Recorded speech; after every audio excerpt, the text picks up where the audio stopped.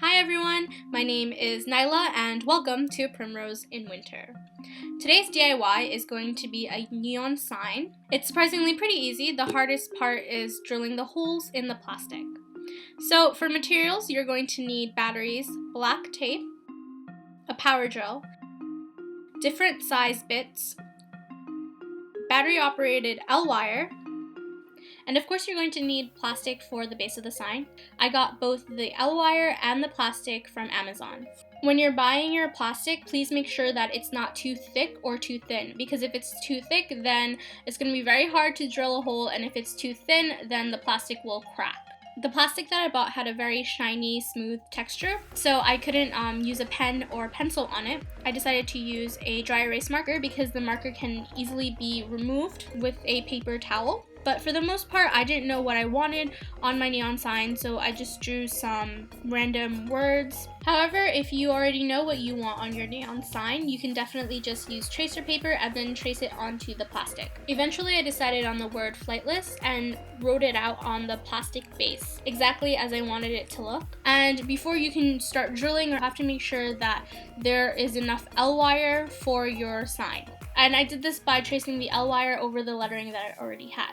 Now is the most time-consuming part of this DIY, drilling the holes. But before we can get to that, we have to prepare the drill. So the power drill that I'm using comes with interchangeable bits, and bits are the different types of screws that you can put onto the power drill. And you want to choose a bit that is similar in width to the L-wire, because you want the hole to be big enough for the L-wire to go through, but you don't want it too big that the L-wire will move around and shift. So make sure you choose a bit that is a little bit bigger than the width of the L-wire. Once you've put on your bit, you're ready to drill.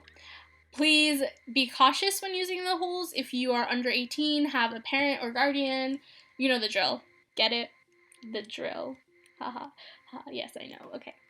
Anyway, once you drill a hole, you can't take it back, so you really have to map out where you want your holes to be. Obviously, there's going to be a hole in the beginning, at the end of the wire. You also want holes wherever there is a finishing, like on the F.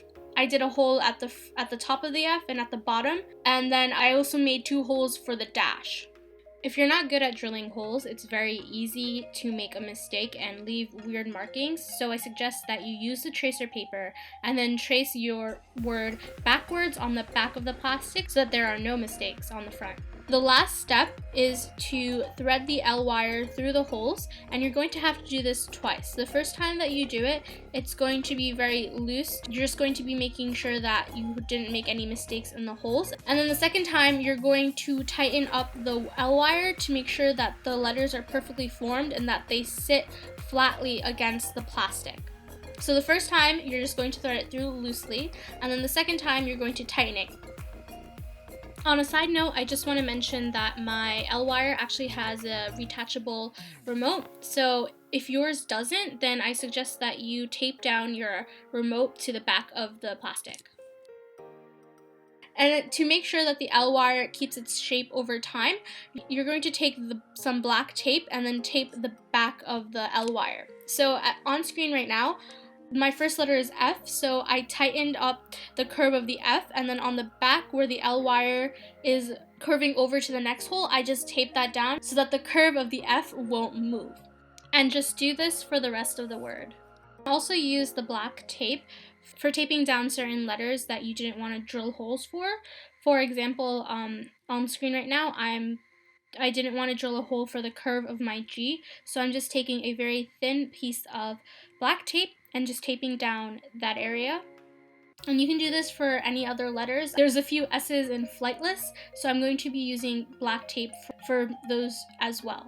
And then after you've tightened everything up and you've gotten to the end, you'll probably see that you have some leftover L-wire, and that's perfectly fine. You can do what I did and apply a border around the plastic.